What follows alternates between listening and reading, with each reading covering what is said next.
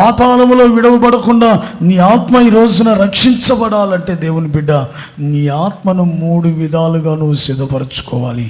ఒకటి, నీ ఆత్మని ఏం చేసుకోవాలట? కుమ్మరించుకోవాలి. అంటే అర్థం ఏంటంటే నీ ఆత్మను శుద్ధి చేసుకోవాలి.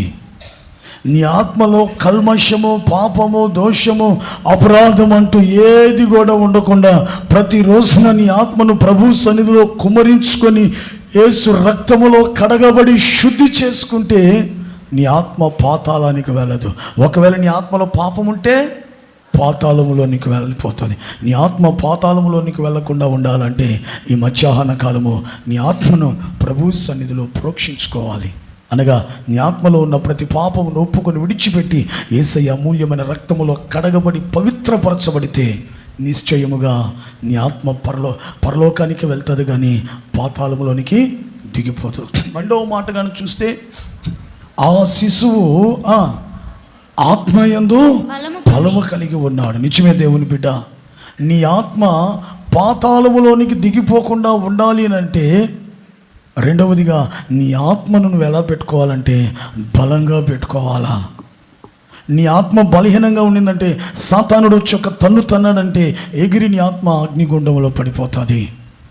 అందుకే వాడు వచ్చి నేను ఎంత కుదిపినా, ఎంత తలక్రిందులు చేయడానికి ప్రయత్నించినా నీ ఆత్మలో నువ్వు బలం కలిగి ఉంటే నువ్వు అటు ఇటు కదలకుండా స్థిరంగా ఉండగలుగుతావు.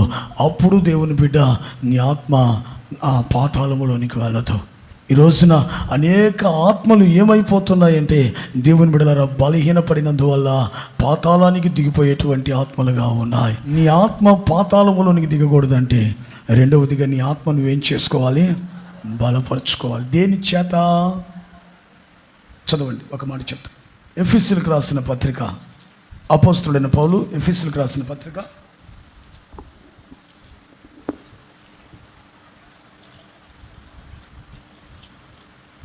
3వ అధ్యాయం 15వ వాక్యం. మీరు అంతరంగ పురుషుని యందు శక్తి కలిగి, మీరు అంతరంగ పురుషుని యందు శక్తి కలిగి. అంటే అంతరంగ పురుషుడు అంటే ఏంది? మన ఆత్మ శక్తి కలిగి బలం కలిగి ఉండాలంటే ఏం చేయాలా? ఆయన ఆత్మ వలన, అదుగో దేవుని ఆత్మ వలన బలపరచబడినట్లుగా. చెప్పండి, మీ ఆత్మలు బలంగా ఉండాలంటే దేవుని ఆత్మ చేత, పరిశుద్ధాత్మ అభిషేకము చేత దేవుని బిడ్డ నీవు బలము పొందుకోవాలి. నీ ఆత్మ బలహీనంగా కాకుండా బలంగా మారాలంటే అనుదినము దేవుని ఆత్మ చేత నువ్వు నింపబడుతుండాలి. అప్పుడే దేవుని బిడ్డ నువ్వు ఆత్మలో బలము కలిగి ఉండగలుగుతావు. అలా నీ ఆత్మ బలంగా ఉంటే పాతాళంలో విడవబడదు, తప్పించుకుని రక్షించబడతావు. మూడవదిగా కానీ చూస్తే 31వ కీర్తన 5వ వాక్యంలో, నా ఆత్మను నీ చేతికి అప్పగించుచున్నాను. అదిగో మూడవదిగా నీ ఆత్మ పాతాళములో విడవబడకుండా పరలోకానికి వెళ్ళాలంటే దేవుని బిడ్డ ఈ మధ్యాహ్న కాలం వినాలి, నీ ఆత్మ ఎల్లప్పుడూ ప్రభు చేతులకు అప్పగించుకుంటుండాలి.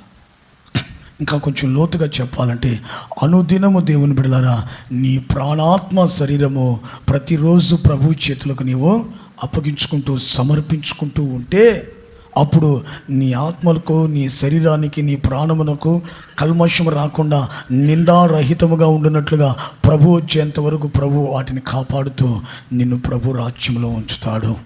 అందుకే ఈ రోజున దేవుని బిడ్డ నీ ఆత్మ పాతాళమునకు దిగిపోకుండా ఉండాలి అంటే ఖచ్చితంగా నీ ఆత్మ ప్రతిరోజున ప్రభు చేతులకు అప్పగించుకుంటూ ఉండాలి.